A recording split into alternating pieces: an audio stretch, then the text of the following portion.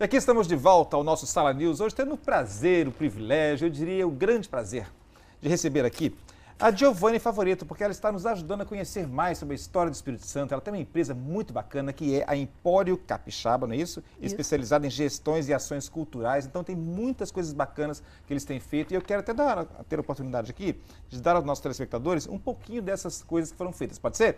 Vamos lá. As conquistas dos últimos 2 anos de vocês em restauração da imagem de Nossa Senhora da Conceição, digitalização dos livros de batismo de Vitória, olha que loucura isso, pintura da fachada do Colégio do Carmo, que faz parte da história de todo mundo aqui, né, Sim. Vitória, pesquisas arqueológicas da Câmara Mortuária no Convento de São Francisco de Vitória, Sim.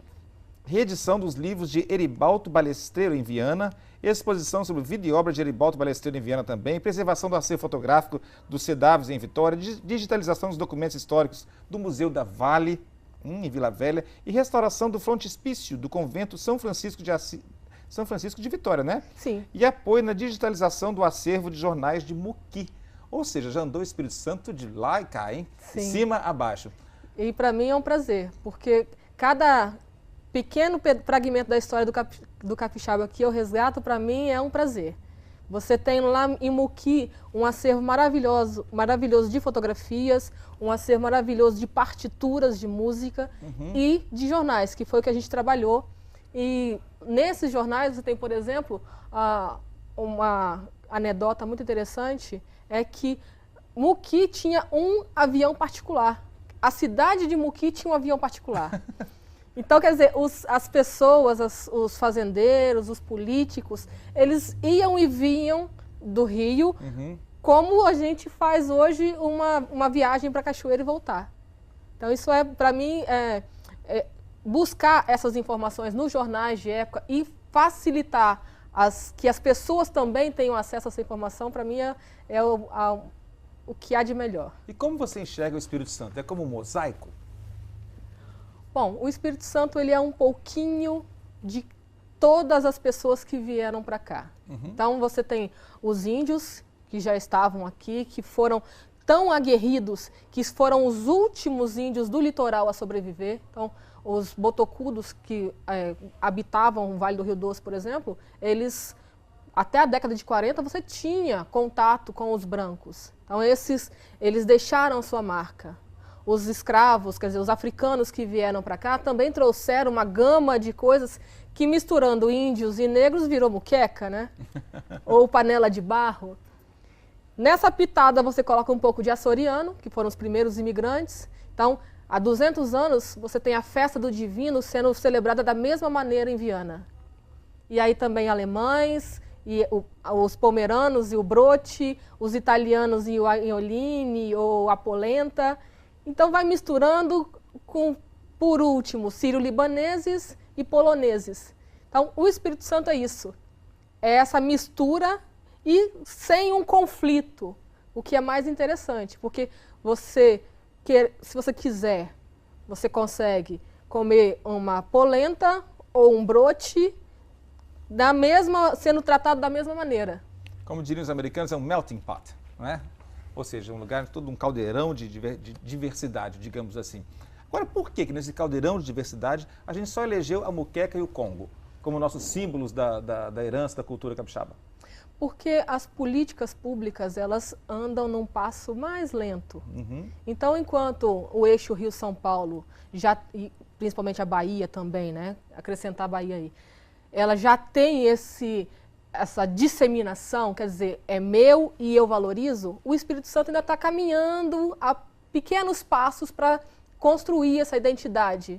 Então, o Instituto Histórico do Patrimônio, que é o IPHAN no estado, ele já fez um inventário sobre o Congo, sobre paneleiras, sobre jongo. Então, a pesquisa está aí e a gente só precisa se apropriar dela. E aí sim a gente pode realmente ter essa visão do Espírito Santo como os baianos têm, ou como os paulistas têm, da sua região. Isso é um patrimônio imaterial? O que é um patrimônio material, um patrimônio material? Como é que vocês fazem essa leitura toda? Bom, patrimônio imaterial. Então, é o que antigamente a gente chamava de folclore. Para simplificar, né? Então você tem lá a panela de barro, que a panela em si não, mas o ofício da panela de barro. Quer dizer, aquelas paneleiras, elas fazem do mesmo jeito há mais de 200 anos. Então, esse fazer a panela, queimar, usar o tanino que em nenhum outro lugar se usa, é o que faz a nossa ser tão diferente.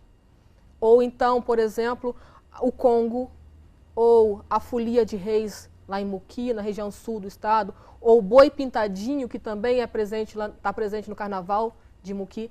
Isso é o patrimônio da população e que ele não é tangível. Por quê? O patrimônio material, os prédios, eles são de pedra e cal. Então você consegue preservá-lo.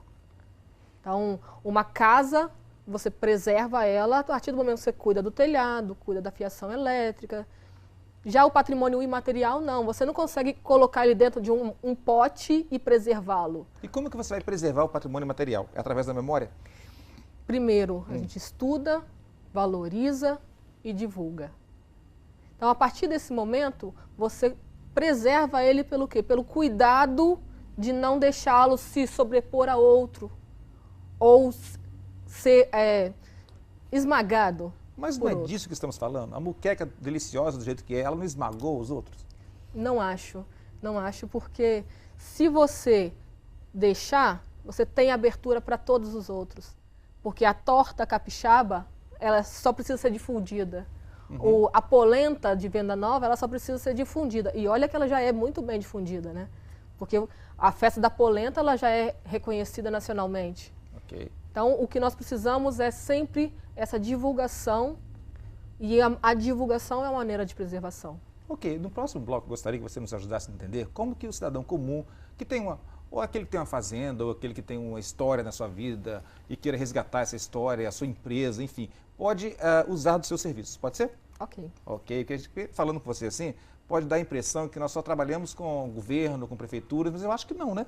Não, nós temos várias linhas de financiamento e profissionais capacitados para trabalhar sem que a gente precise buscar fora uma mão de obra que já tem aqui.